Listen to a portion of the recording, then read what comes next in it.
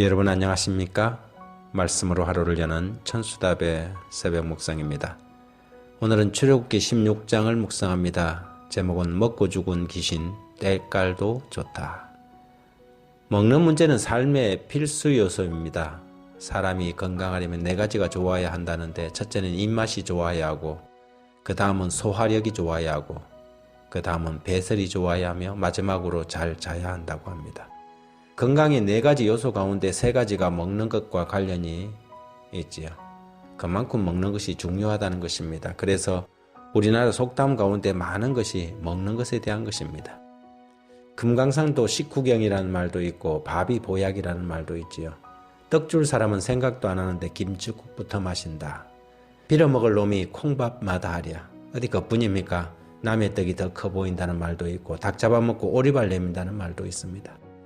대충 세워보아도 수십 개는 될 것입니다. 그런데 그 가운데 먹고 죽은 귀신 때깔도 좋다는 말이 있지요. 먹는 문제에 대한 격언의 정점을 찍는 표현입니다. 먹는 것과 죽는 것을 연결시킨 것이지요. 이스라엘 백성들이 엘림을 지나 시내산에 도달하기 전 신광야에 들어서자 광야 길이 장난이 아니었습니다. 이런저런 걱정과 염려가 하나님에 대한 믿음을 마침내 능가해 버리고 말았지요.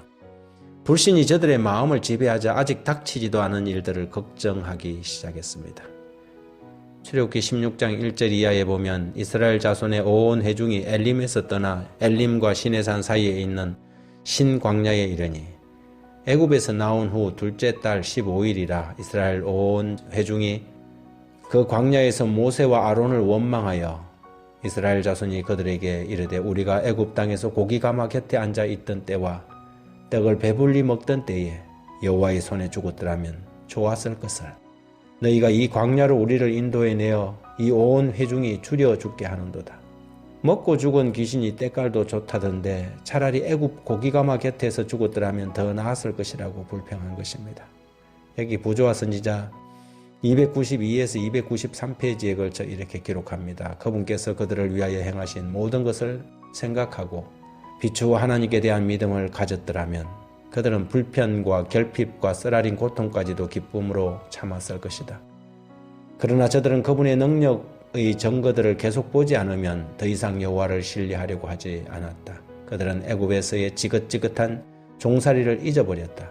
그들은 그들을 속박에서 구원하기 위하여 나타내신 하나님의 선하심과 능력을 잊어버렸다.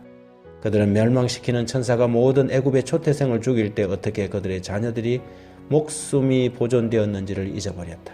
그들은 홍해에서 나타난 하나님의 장엄한 능력을 역시 잊고 있었다. 그들은 바다 가운데 열린 길을 따라 안전하게 건넜으나 그들을 추격하던 원수의 군대는 바닷물에 잠겨 버렸던 일을 까맣게 잊고 있었다. 그들은 오로지 눈앞에 당면한 불편과 시련만을 보고 느낄 뿐이었다. 그들은 하나님께서 우리를 위하여 큰 일을 행해 오셨다. 우리는 노예였으나 그분은 우리를 큰 민족으로 만드시고 계신다고 말하지 아니하고 길의 어려움을 말하고 그들의 지루한 여행이 끝날 때가 있을까 하는 의아심을 품었다. 불신과 불평의 최종적인 표현은 차라리 죽자입니다. 그들은 그렇게 불평했습니다. 죽어도 고기가마 곁에서 죽고 싶다는 것이지요. 어리석고 비루한 신앙은 항상 고기가마 타령을 합니다. 하나님이 입속에 뭔가를 채워주면 아멘 아멘 하고 조금이라도 부족하면 중내 산에 아우성을 치지요. 우리는 이스라엘의 이러한 모습을 보면 배은망덕한 그들의 신앙을 질타하지만 우리도 작은 시련과 고통을 못 참고 불평할 때가 얼마나 많은가요? 하나님을 신뢰하지 못하고 장래에 대한 염려와 걱정으로 얼마나 자주 초조해하고 불안해합니까? 예수님이 하늘로서 내려오는 산떡입니다. 그분이 우리가 매 순간 그리고 날마다 추구해야 할 생명의 떡이지요. 애굽의 고기가마가 아니라 하나님의 백성들로서 우리가 추구해야 할 것은 하나님 그분 자신입니다.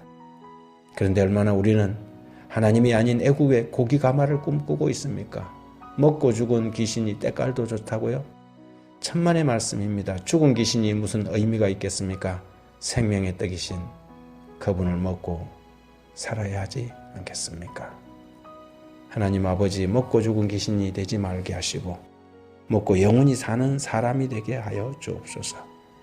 아무런 환경을 탓하다가 하나님을 놓치지 않게 하시고 지난날 우리를 인도해 오신 주님의 손길을 기억하고 힘차고 당당하게 나아가는 주님의 성도들이 되게 해 주십시오.